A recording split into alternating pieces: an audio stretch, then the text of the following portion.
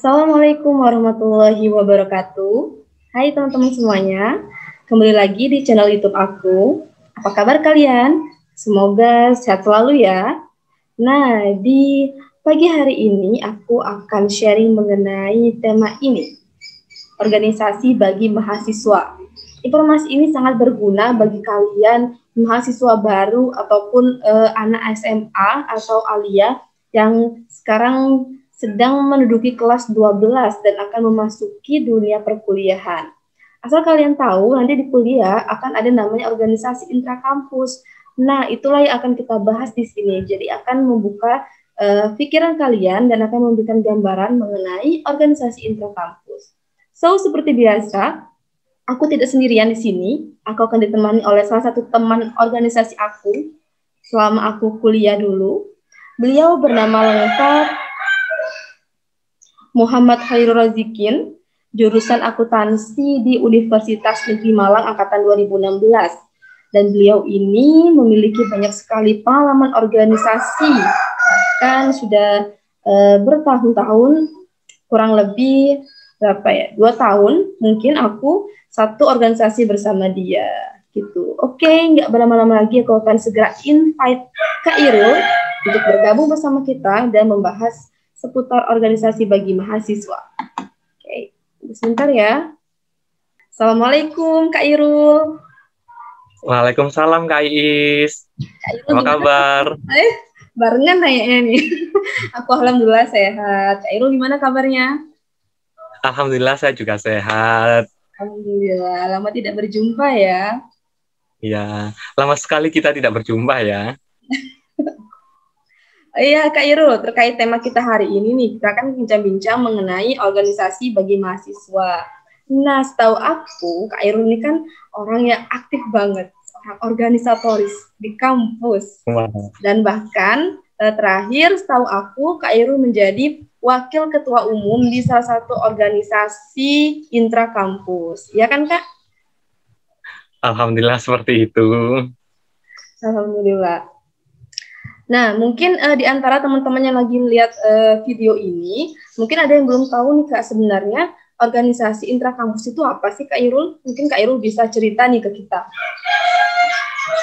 Baik, organisasi tersendiri secara teoritis itu adalah suatu wadah atau perkumpulan yang terdiri dari 2 orang atau lebih yang memiliki tujuan yang sama, visi yang sama, dan misi yang sama. Seperti itu Kak. Jadi untuk organisasi intrakampus itu, yaitu organisasi yang ada di dalam kampus di bawah naungan kemahasiswaan di kampus atau universitas masing-masing. Seperti itu Kak. Kalau selama gini, sama menjadi mahasiswa, oh ya, ngomong Kak Irul sekarang gini ya, lagi nungguin wisuda ya? Alhamdulillah, saya lagi nunggu proses wisuda. Dan saya berharap wisudanya adalah offline, bukan online. Oke. Yang online ngenes dong. Karena lebih vibes-nya atau kayak effortnya itu lebih dapat ketika wisuda itu offline daripada online. Kalau online kita hanya menghadap laptop ya sudah, menikmati kayak nonton acara di TV. Kalau wisudanya offline kan kita bisa datang ketemu teman-teman, bisa saling melakukan kebahagiaan bersama-sama. Seperti itu. Itu yang saya rasakan kemarin. Iya.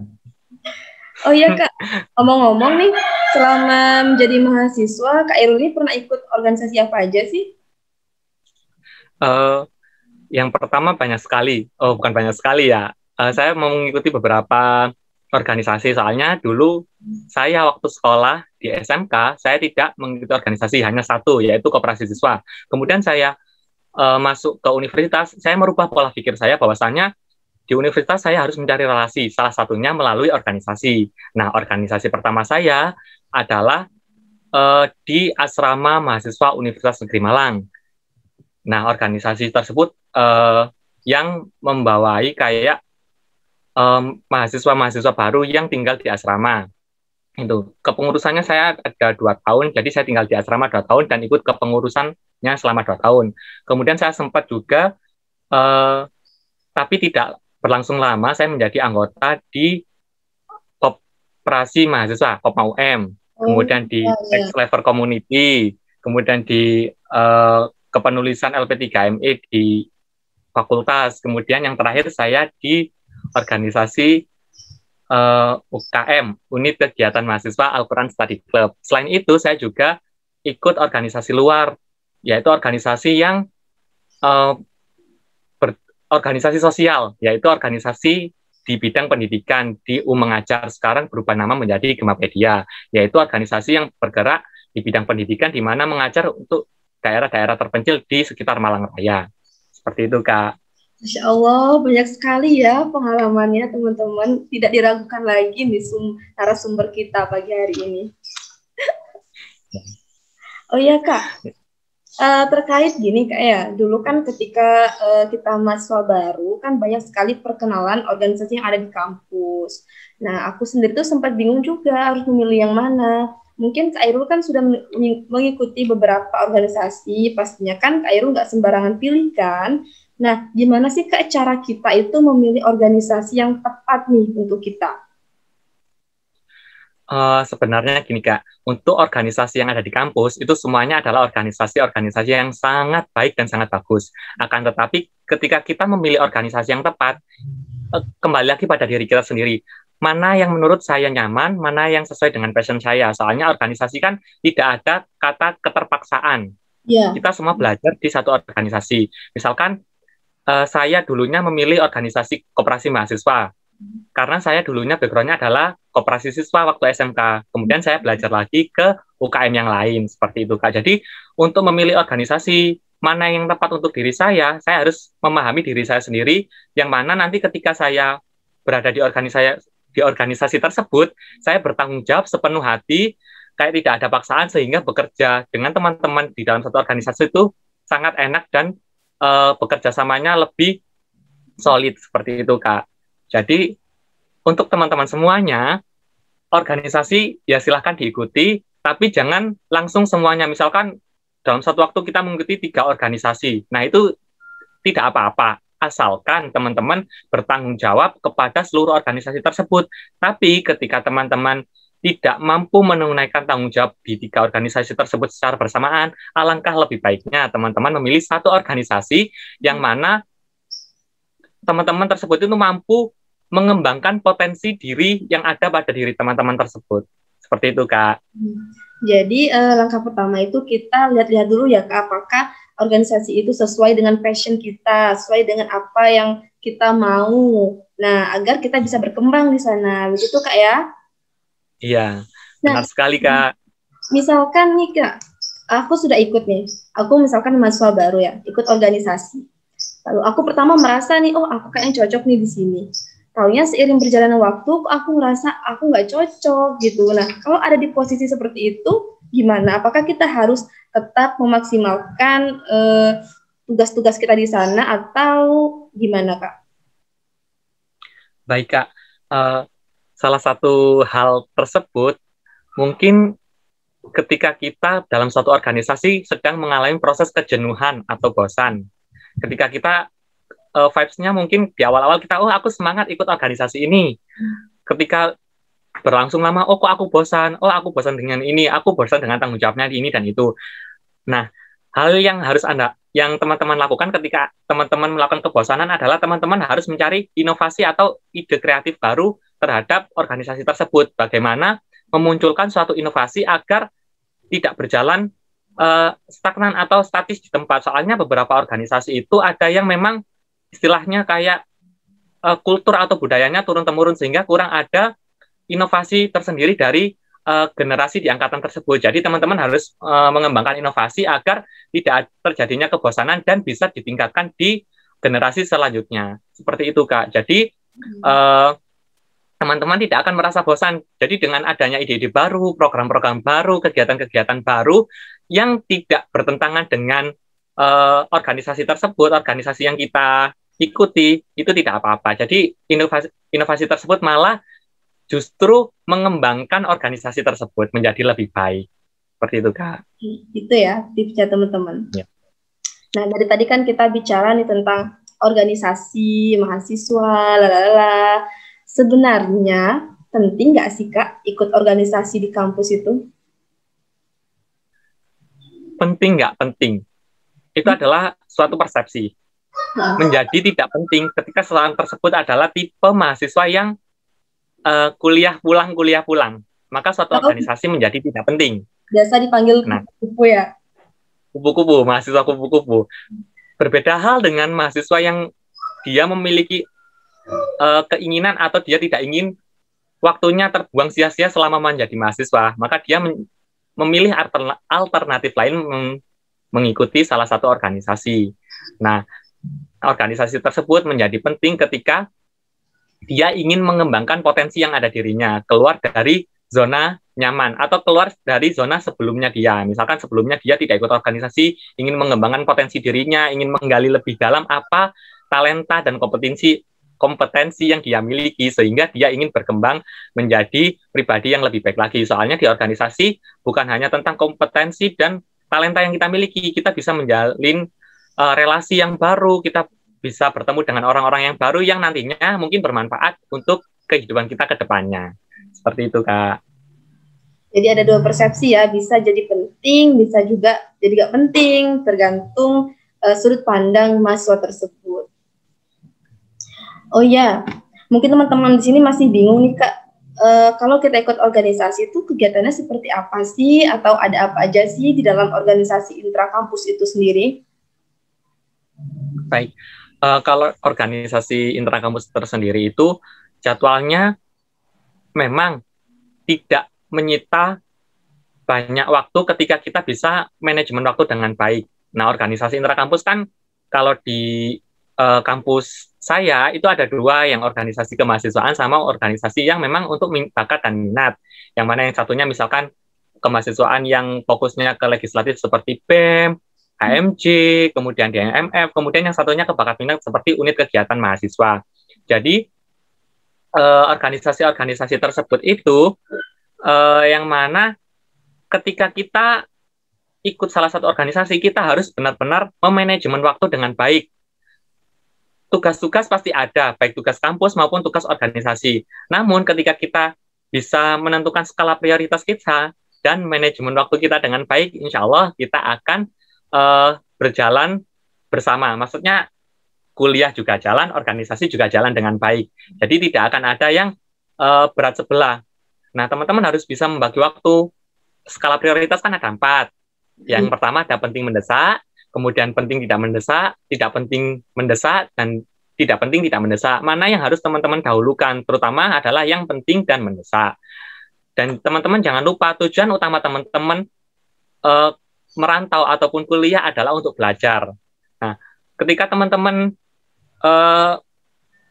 berada di kampus, ya udah, utamanya adalah belajar. Yang kedua adalah teman-teman ingin mengembangkan potensi diri, ya ke organisasi. Bukan berarti organisasi di nomor 2 kan, tidak. Memang yang pertama harus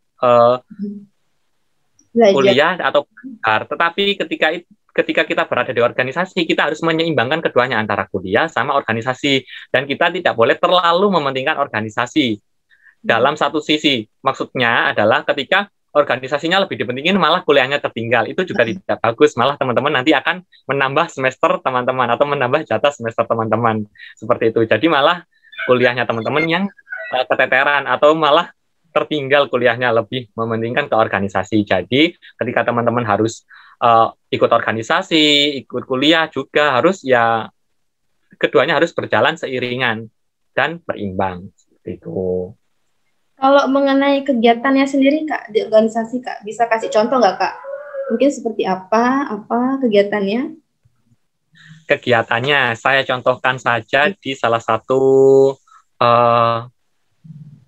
misalkan di HMJ sama yang di bakat minat. Misalkan yang di HMJ pasti ada yang namanya rapat rutin, evaluasi itu pasti ada. Kemudian ada yang namanya program kerja. Nah, program kerja ini ditentukan oleh kepengurusan tahun tersebut. Misalkan kepengurusan tahun tersebut mengadakan seminar, maka pada satu tahun kepengurusan tersebut harus ada satu seminar yang dikelola oleh HMJ tersebut. Kemudian misalkan ada lokakarya, kemudian ada upgrading. Nah, seperti itu teman-teman. Itu adalah program kerja di mana disesuaikan dengan kepengurusan tersebut. Kemudian kalau yang di bakat minat pastinya adalah ada latihan, di mana latihan tersebut itu yang mana mengembangkan potensi dari teman-teman. Misalkan kalau di paduan suara, ya udah kita nanti ada latihan paduan suara, misalkan seminggu 2 kali atau seminggu 1 kali, bergantung dengan jadwalnya teman-teman, disesuaikan dengan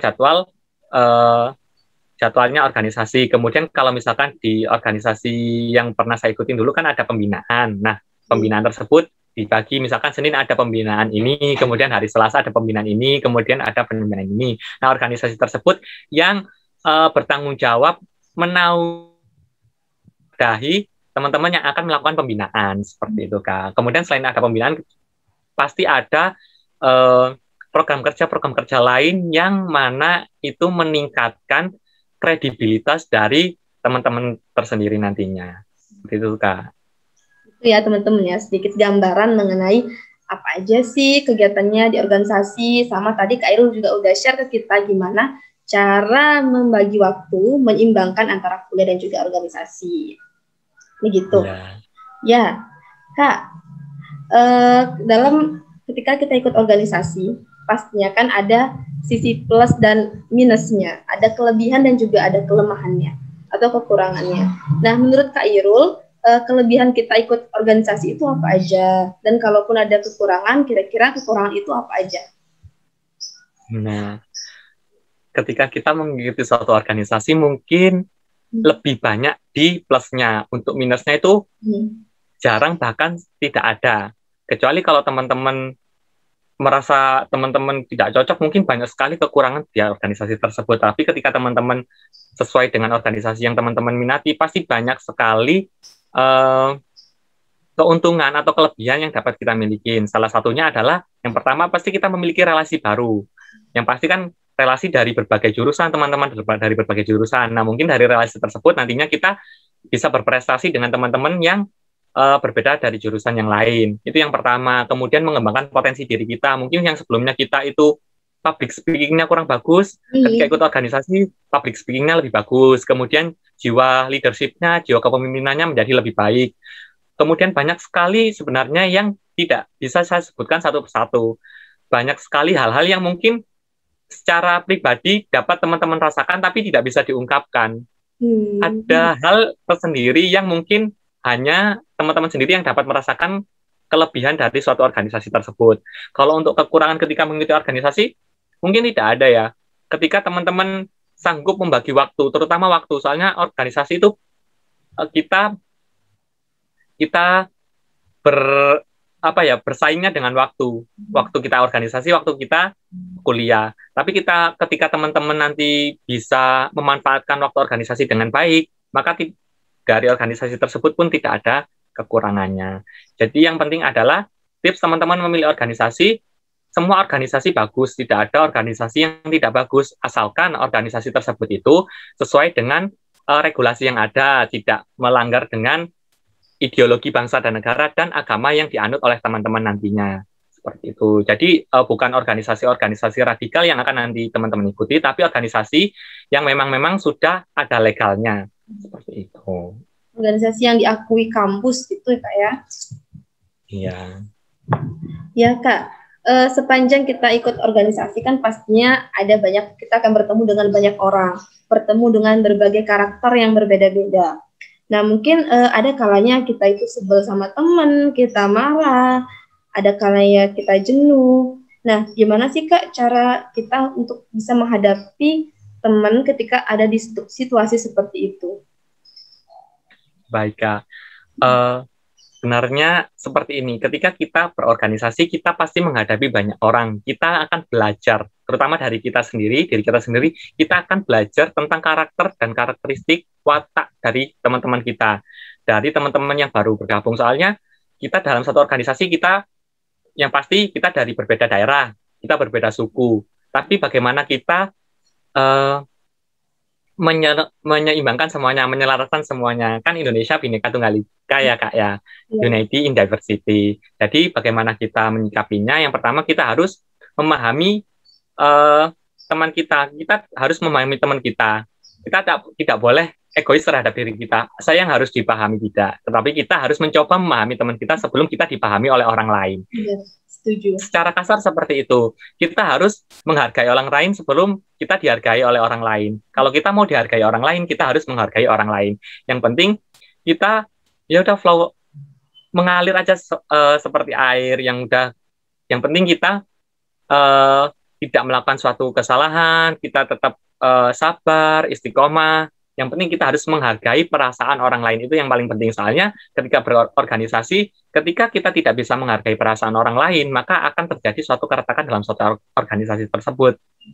Karena kita tidak mengerti isi hati seseorang. Seperti itu. Dan kita tidak bisa menyenangkan seluruh orang dalam satu waktu. Makanya kita harus memahami orang-orang tersebut. Ketika kita nanti kita crash dengan orang lain, kurang pendapat dengan orang lain, kita cari jalan tengahnya. Seperti itu.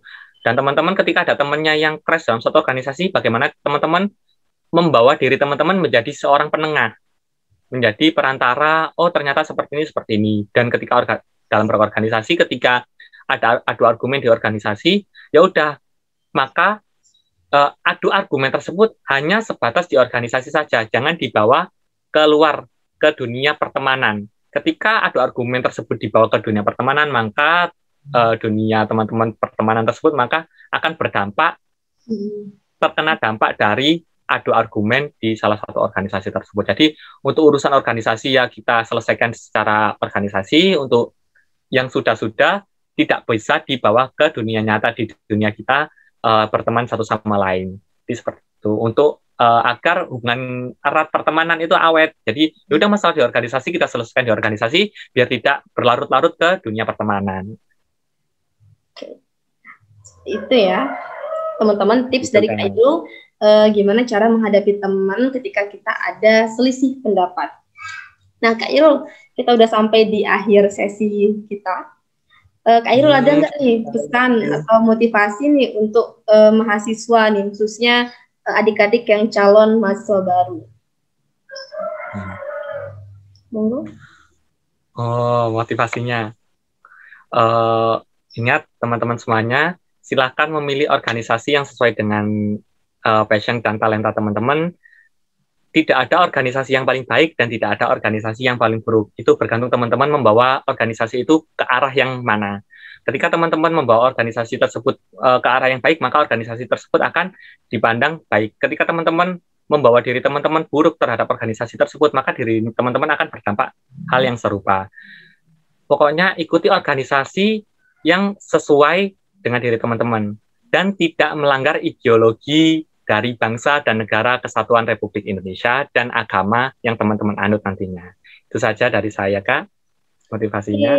Pokoknya semangat dalam berorganisasi, pokoknya lakukan dengan ikhlas, insya Allah nanti teman-teman akan mendapat hasilnya, baik itu secara langsung maupun tidak langsung.